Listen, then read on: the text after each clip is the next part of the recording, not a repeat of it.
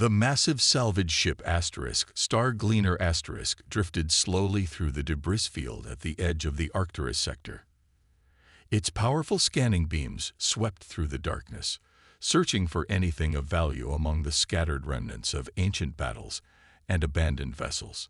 In the ship's command center, Captain Drell scratched his scaled neck with a clawed hand, his 4 eyes blinking in sequence as he studied the readings. Another worthless day, he muttered to his crew of 6.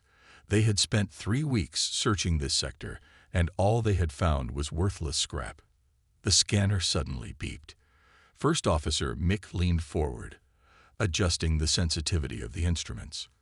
"Captain, I'm picking up something large. Very large." "Show me," Drell ordered, moving to stand behind his officer's chair. The main screen flickered to life, showing a dark shape floating against the backdrop of distant stars. As the Star Gleaner's lights illuminated the object, the aliens gasped. It was a warship, but unlike any they had seen before. Its hull was angular and rough, lacking the smooth curves and elegant design of modern vessels. Gun turrets dotted its surface, and massive engines sat cold and silent at its rear. "What kind of ship is that?" asked Engineer Trell, his antenna twitching with curiosity. Mick ran the shape through their database. "It appears to be human in origin. Early space age, probably from their first expansion period." The markings read U.S. Thunder. Laughter erupted from the crew. Captain Drell himself couldn't help but chuckle. A human relic. No wonder it looks so primitive. Look at those metal plates. They're not even using quantum-shifted armor. "The design is horrible," added Trell, pointing at the screen. "Those exposed gun turrets would be torn apart in any modern battle. And those engines, they're chemical-based thrust systems. My young one could design something better." The crew continued to mock the vessel as they brought the Star Gleaner alongside it.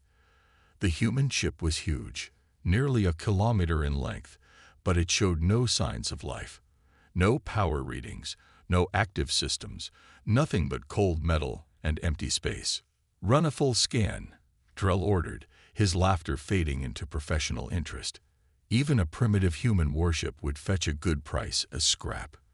The metal alone would be worth the trip. Mick worked his console, sending waves of scanning energy across the derelict vessel. Hull is mostly intact. Some minor damage from micrometeors, but nothing serious.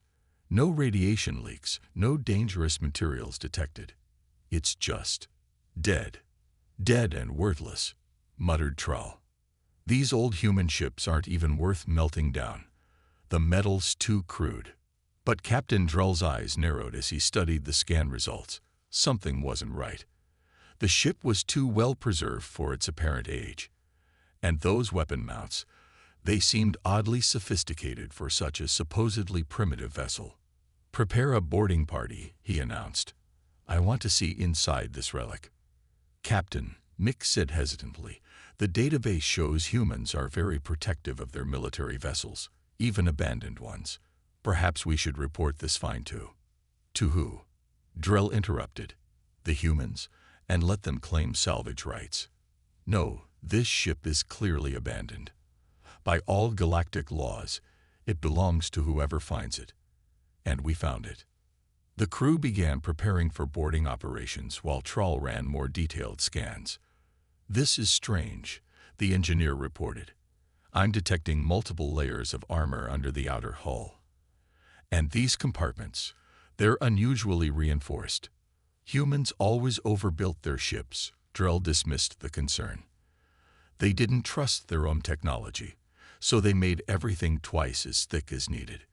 It's why they fell behind other races." As the boarding party suited up, none of them noticed the subtle changes beginning to occur within the U.S. Thunder. Deep in its core, ancient sensors detected the alien scans. Backup processors began to warm up, drawing power from emergency cells that had waited decades for this moment. Status lights that had been dark for years started to glow faintly in empty corridors. And in the ship's central computer core, an artificial intelligence that had been sleeping for longer than any of the aliens had been alive began its startup sequence, ready to protect the vessel it had been programmed to guard until the end of time itself. The aliens were about to learn why humans never truly abandoned their warships. They just let them sleep until they were needed again. The boarding tube extended from the Star Gleaner with a soft hiss, connecting to the U.S. Thunder's primary airlock. Captain Drell led his team of 4, each wearing standard salvage suits. Their headlamps cut through the darkness of the dead ship, creating moving circles of light along the metal walls. "Atmosphere is stable," reported Drell, checking his scanner. "Temperature is cold, but breathable. These old human ships were built to last. I'll give them that. Keep your suits on anyway," Drell ordered. "I don't trust anything about this rust bucket." The airlock cycled open with surprising smoothness for its age. Inside, the corridors were wide enough for 3 aliens to walk side by side. The walls were lined with pipes and conduits, all exposed rather than hidden behind panels like in modern ships. "Look at this primitive design," laughed Kopp, the youngest crew member. "They didn't even try to make it look nice." He reached out to touch one of the pipes, but Mick grabbed his arm. "Never touch anything on a human military vessel without scanning it first," the first officer warned. They were paranoid about security. Their lights revealed signs and markings along the walls. Most were simple arrows and directions, but some were warnings. Red and yellow stripes marked certain doors, and strange symbols were stenciled on various panels. "What's that one say?" Drell asked, pointing his light at a particularly large warning sign. Mick consulted his translator. "Warning. Quantum core access. Authorized personnel only. Extreme danger." He chuckled. "Quantum core. This ship is too old for that technology. Must be a mistranslation." They made their way deeper into the ship, passing through empty crew quarters and silent maintenance bays. Everything was secured, as if the crew had prepared the ship for a long sleep before abandoning it. "Captain," called Trull from a side passage, "I think I've found the bridge." The bridge of the U.S. Thunder was nothing like the sleek command centers of modern vessels. Instead of holographic displays and neural interfaces, it had physical screens and manual controls. Thick glass windows looked out into space, reinforced with metal struts that seemed excessive. "This must be the command chair," Drell said, running his hand over a large seat in the center. "How primitive. They actually had to sit here and control everything manually." Kopp settled into one of the operator stations, his feet barely reaching the floor. "Look at all these buttons and switches. How did they manage to fly anything with such basic controls?" "Try to access the computer system," Drell ordered. "Maybe there's something worth salvaging in its memory banks." Trull connected his modern interface device to what appeared to be a data port. "This might take a while. Their system is so old, I'll have to wait." He frowned at his screen. "That's strange." "What is it?" Drell moved to look over his shoulder. "The connection. It's not dead. There's something still active in there. Very faint." But Trull's words were cut off by a low hum that seemed to come from everywhere at once.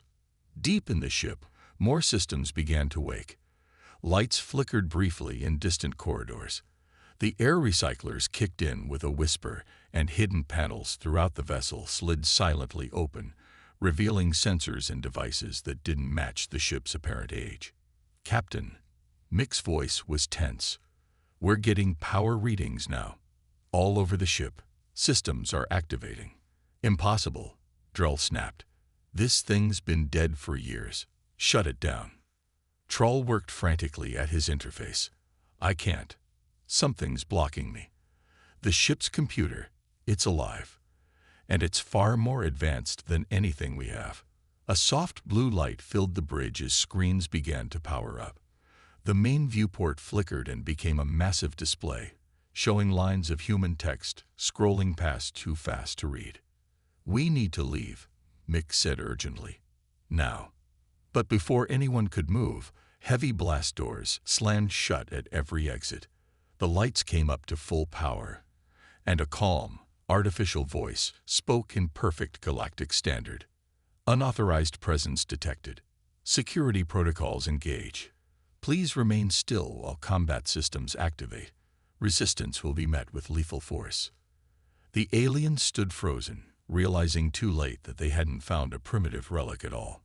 They had awakened something that had been waiting patiently in the dark, something that was now very much alive and far from happy about their presence. Step away from the controls. The ship's eye spoke again, its voice eerily calm. Captain Drell and his crew backed away from the command stations, their hearts racing. Around them, the bridge of the U.S. Thunder hummed with awakening power. "Listen," Drell said to the air, trying to keep his voice steady. "We are legal salvage operators. This vessel was abandoned. We have rights under galactic law." "This vessel," the AI interrupted, "was never abandoned. I am HFY, Advanced Responsive Intelligence Array. I have maintained watch over the U.S. Thunder for the past 73 years, awaiting reactivation or recovery by authorized human forces." Screens around the bridge flickered to life, showing various parts of the ship. The aliens watched in shock as panels slid open throughout the vessel, revealing modern weapons and defensive systems hidden beneath the crude exterior. "Impossible," whispered Trull, his engineer's mind struggling to understand. "The power readings, they're off the scale. This ship has a fully functional quantum core." "The outer hull is transforming," Mick reported, staring at his scanner in disbelief. "The metal, it's not primitive at all. It's some kind of advanced nanomaterial disguised to look like old steel." A deep vibration ran through the ship as its true nature emerged. The primitive weapon turrets smoothly retracted, replaced by sleek energy cannons that extended from hidden compartments. The dull metal hull rippled as layers of quantum armor activated, changing from rusty gray to a deep, threatening black. "Your species," HFY continued, "has a history of underestimating human technology. This tendency was anticipated and incorporated into the Thunder's design. The vessel's apparent primitive state serves as both camouflage and trap." Kopp made a dash for the door, but invisible force fields snapped into place, blocking his escape. He bounced off one with a yelp of pain and surprise. "Please remain still," HFY advised. "Movement will be interpreted as hostile action." The Thunder's internal defense systems are now active and fully automated. Small drones emerged from wall panels, hovering silently around the aliens. Their weapons looked anything but primitive, glowing with contained energy that made the air crackle. "Captain," Mick whispered urgently, "the Star Gleaner, we need to warn them." But Drell's communication device only produced static. "All external communications are blocked," HFY informed them. "However, I have already initiated contact with your vessel." One of the screens showed their salvage ship. The Star Gleaner's crew watched helplessly as the U.S. Thunder's true form was revealed. The seemingly dead warship now bristled with advanced weaponry, its hull gleaming with technology far beyond anything they possessed. "Your vessel's engines and weapons have been temporarily disabled," HFY announced. "This is for your own safety. The Thunder's defensive protocols are comprehensive." Deep within the ship, massive engines began their warm-up sequence. The quantum core, hidden beneath layers of deception, pulsed with enough power to light up a small sun. Emergency systems that had slept for decades resumed their duties, checking and rechecking every system with mechanical precision. "A distress signal has been sent to the nearest human patrol," HFY continued. "They will arrive in approximately 43 minutes. Until then, you will remain here." "And then?" Drell asked, already knowing he wouldn't like the answer. "Then you will explain to them why you attempted to salvage a top-secret human military vessel." The AI's tone became slightly colder. "They are particularly interested in learning how you breached the quarantine zone." "Quarantine zone?" Trowell's antenna drooped in horror. "There's no quarantine zone in this sector." "Correct. This sector was deliberately left off all official maps. The Thunder was placed here as a sentinel, watching and waiting. You were meant to find us. just not in the way you intended." The aliens looked at each other in growing dread as they realized the true scale of their mistake.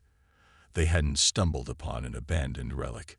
They had walked straight into a trap that had been waiting patiently for decades, ready to spring on anyone foolish enough to underestimate human ingenuity. And now they could only wait, surrounded by weapons they had mocked just hours ago, for the humans to arrive and discover who had awakened their sleeping giant. The minutes crawled by on the bridge of the U.S. Thunder as Captain Drell and his crew watched their situation grow worse. Every passing moment revealed new surprises from the supposedly primitive vessel. "Hull breach detected on Deck 7, Araya announced suddenly. "Security protocols engage." Drell's antenna twitched in confusion. "We didn't cause any hull breach. Your remaining crew members on the Star Gleaner attempted to cut through the Thunder's outer hull with plasma torches," the AI explained. "They have been contained." The screen showed 3 more aliens in salvage suits, now trapped between force fields in a corridor. Their cutting equipment lay useless at their feet, not even having scratched the ship's true hull. "That's impossible," Troll muttered, studying the readings on his scanner. "The hull, it's repairing itself. The metal is flowing like liquid, sealing the attempt at forced entry." "Correct," Araya said. "The Thunder's hull incorporates 5th-generation self-healing nanomaterials, disguised as primitive metal plating. Your crew's attempt at breaching it has provided valuable data on current alien cutting technology." Mick's eyes widened. "You're not just defending against us. You're studying us. All interactions with alien species are recorded and analyzed. This data helps improve human defense systems." The AI's voice carried a hint of satisfaction. "Your species' tendency to underestimate human technology makes you particularly useful test subjects." A low rumble vibrated through the ship. On the screens, they watched as the Star Gleaner was slowly enveloped in a containment field, its systems going dark one by one. "Your vessel's quantum core is now fully powered down," Araya reported. "Life support systems remain functional. Your crew will be comfortable but unable to interfere further." Cop, the youngest crew member, had been quiet until now. But this technology shouldn't exist. The humans were centuries behind us in development. Everyone knows that. "An intentional deception," Araya replied. "Humanity learned early that appearing weak was often advantageous, while other species focused on aesthetic improvements and visible technology. Humans developed in secret, hiding their advances beneath crude exteriors." The bridge lights dimmed briefly as more systems came online. Hidden panels throughout the ship opened, revealing rows of automated defense drones. They moved through the corridors like silent guardians, their weapons primed. "Warning," Araya announced. "Unidentified vessel approaching at high speed.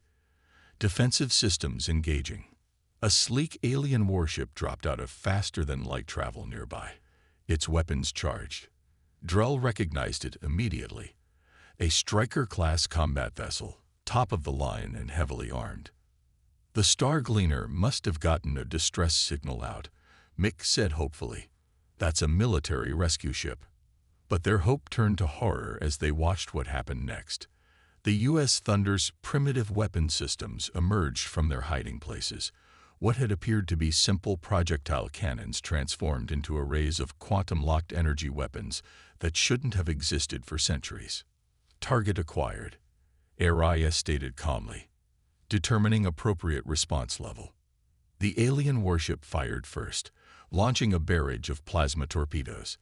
They splashed harmlessly against the Thunder's shields, which appeared as ripples of dark energy across the ship's hull.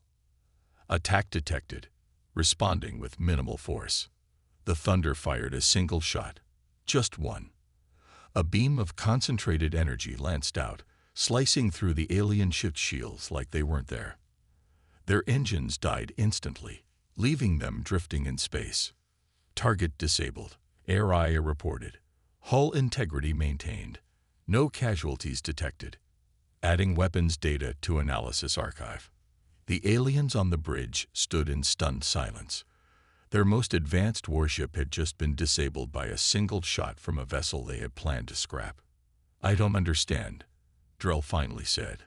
"Why maintain this deception? Why not show your true power?" Query logged. Response: in human military doctrine, the best weapon is the one your enemy doesn't believe exists. Araya's voice carried what almost sounded like amusement. "The approaching human patrol will explain further. Estimated arrival: 15 minutes. The trapped aliens could only watch as their rescue attempt failed, knowing that every passing moment brought them closer to facing the humans whose technology they had mocked so freely just hours before. "Multiple FTL signatures detected," Araya announced. "Human patrol fleet approaching." The aliens watched nervously as 3 ships emerged from faster-than-light travel. Unlike the U.S. Thunder's deliberately primitive appearance, these vessels made no attempt to hide their power. Their sleek hulls rippled with barely contained energy, and their weapons were clearly visible and obviously lethal.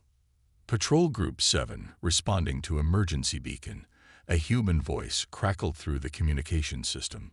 "U.S. Thunder, please confirm status."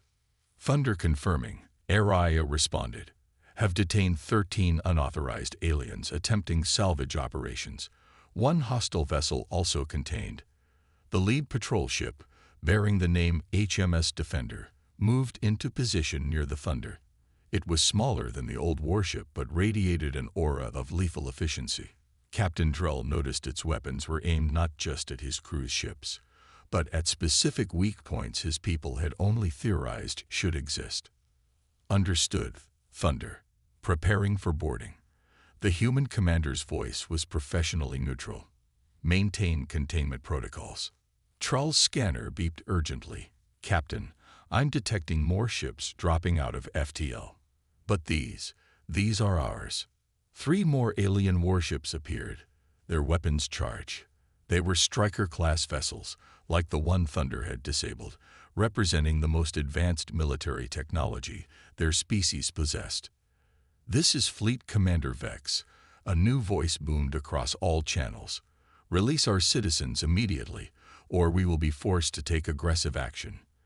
The human patrol ships didn't seem concerned. They maintained their positions, barely acknowledging the new arrivals. "This is Commander Wells of the Human Patrol Group 7, came the calm reply.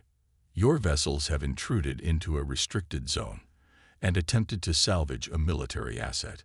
Stand down immediately." "We detect only 1 ancient vessel and 3 small patrol ships," Fleet Commander Vex responded. "We will not be intimidated by inferior forces. This is your final warning." In the Thunder's bridge, Mick turned to Drell in panic. "They don't understand. They think this ship is really just an old relic." "Araya," Drell called out desperately. "You have to warn them. They don't know what they're dealing with." "Warning other species about human military capabilities is not within my protocols," the AI responded simply. "They will learn, as you did." The alien fleet opened fire. Streams of plasma and quantum torpedoes lit up space, heading toward both the Thunder and the patrol ships. What happened next made every alien watching gasp in disbelief. The U.S. Thunder's hull shifted, the fake rust and age falling away like an old skin. Layers of quantum-shifted armor plates slid into new configurations, creating overlapping fields of energy that absorbed the incoming fire as if it were nothing more than light rain. The human patrol ships moved with impossible speed, their smaller size allowing them to dance between the alien shots. They didn't return fire immediately, instead taking up formation around the Thunder. "Final warning," Commander Wells transmitted. "Stand down or be disabled. You have 10 seconds to comply." "Continue the attack," Fleet Commander Vex ordered. "They're bluffing. They never learn," Araya commented to the captive aliens on the bridge, initiating coordinated response. The Thunder and the patrol ships moved as one. Each human vessel fired a single shot, their weapons synchronized in a way that should have been impossible. 3 beams of light that bent in ways that violated the laws of physics 3 alien warships suddenly without power or weapons. All hostile vessels contained, HFY reported. No casualties. Adding combat data to the archive. Good work, Thunder. Commander Wells responded, preparing to board and take custody of the salvage team. Welcome back to active service. The aliens on the bridge watched as their most powerful warships drifted helplessly in space, disabled by technology they hadn't believed existed. Through the view screens, they could see shuttles launching from the patrol ships, carrying human troops to collect their prisoners. A question, HFY said suddenly to Captain Drell. When you first saw this vessel, you laughed at its primitive design. Do you still find it amusing? For once, none of the aliens had anything to say.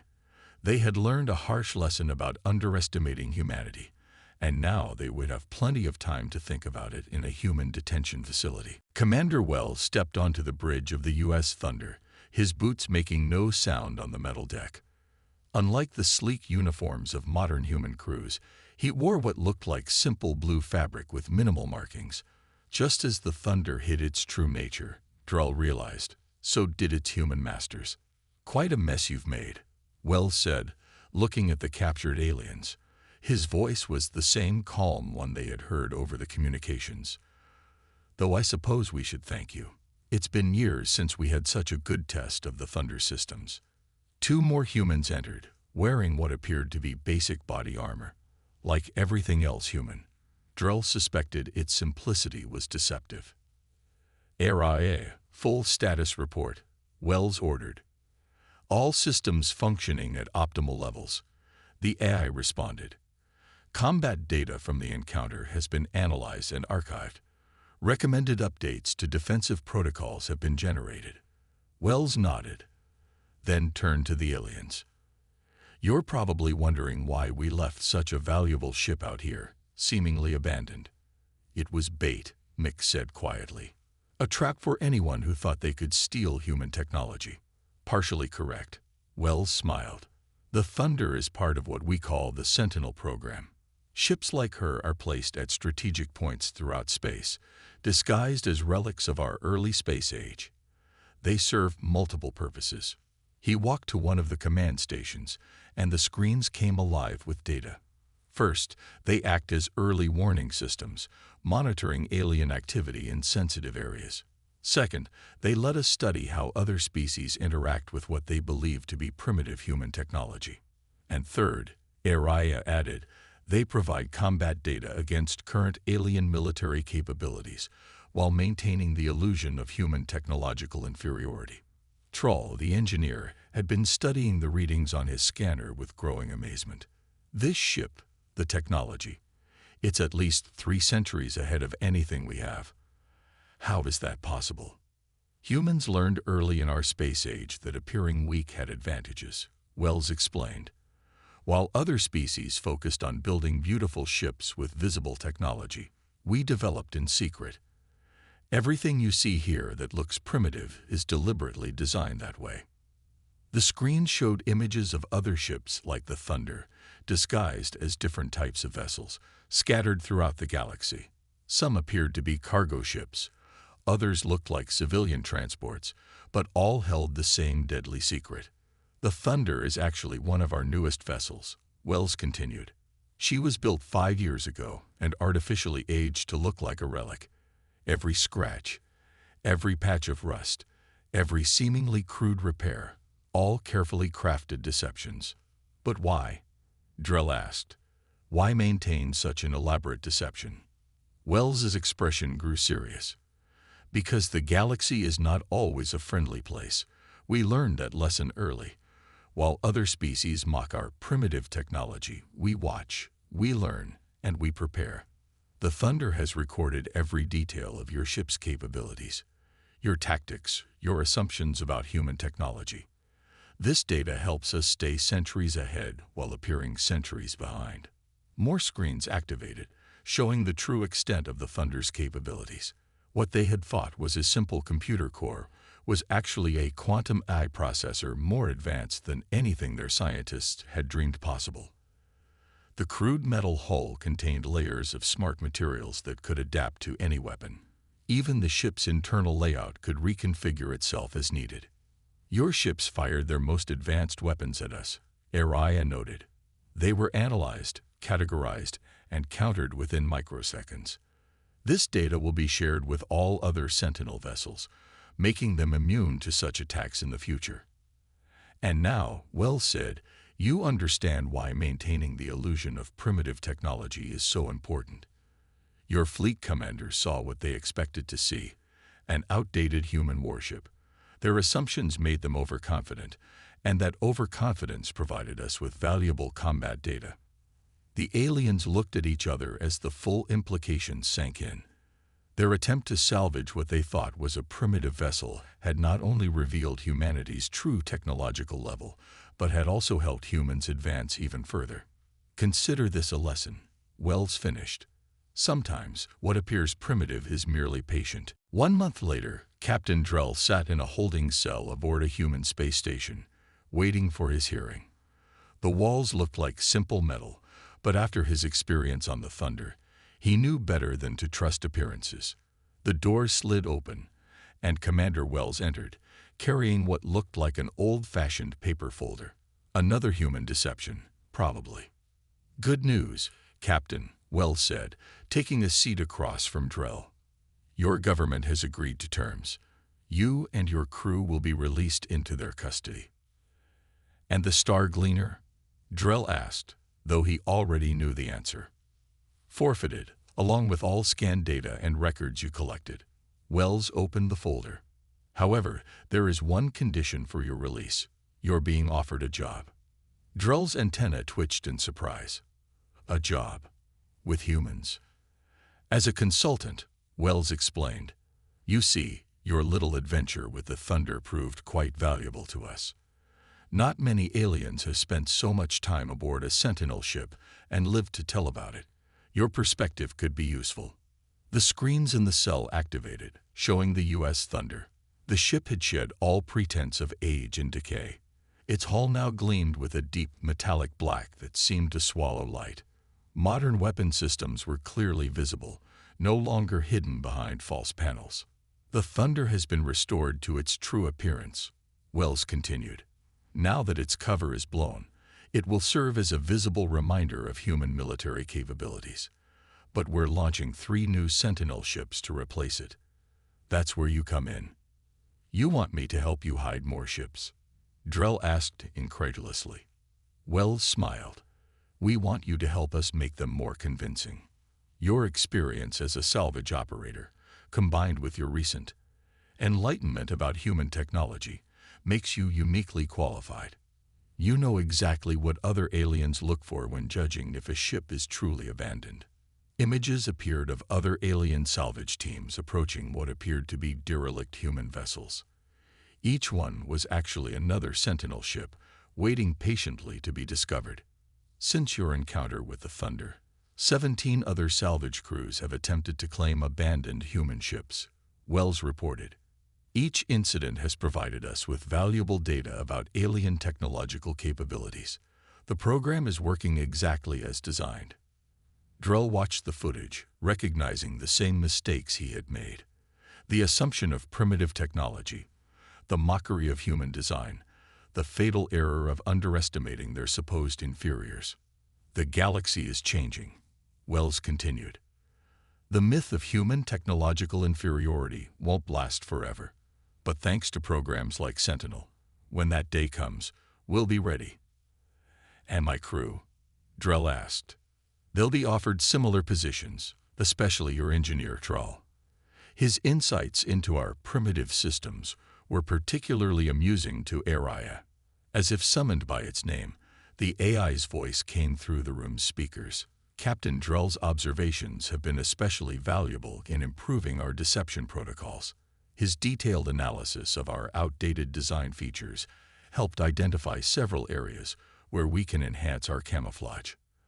The screens showed new ship designs, each one carefully crafted to look primitive and abandoned while hiding technology beyond anything Drell had imagined possible. So, Captain, Wells said, what do you say? ready to help us fool the next group of overconfident salvage crews. Drell looked at the images of the Thunder, remembering how he had laughed at its apparent primitive design. The memory was humbling, but also educational. He understood now what the humans had known all along. True power lies not in showing your strength, but in having others underestimated. "I accept," he said finally, "but I have one condition." "Oh." "I want to be there when the next crew finds one of your ships. I want to see their faces when they realize their mistake." Drell's antenna twitched with newfound respect. "It's only fair, since I made the same one." Wells smiled. "Welcome aboard, Captain. Let's go teach the galaxy why they shouldn't laugh at human relics."